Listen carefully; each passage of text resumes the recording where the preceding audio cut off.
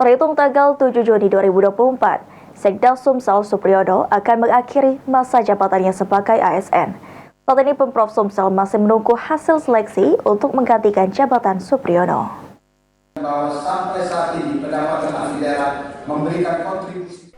Supriyono Sekda Sumsel secara resmi mengucapkan pamit dengan anggota DPRD Sumsel untuk mengakhiri masa jabatannya sebagai ASN pada tanggal 7 Juni mendatang.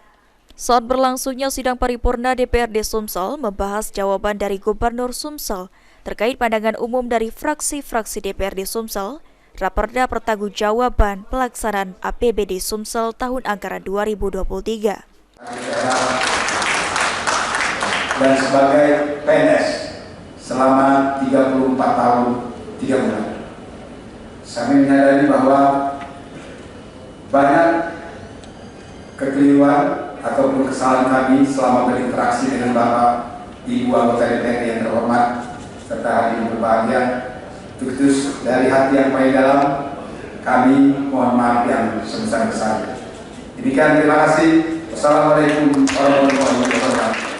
Sementara itu, PJ Gubernur Sumatera Selatan Agus Fatoni mengungkapkan, saat ini proses tahapan seleksi pergantian Sekda Sumsel masih berjalan yang dilakukan oleh BKD Sumsel.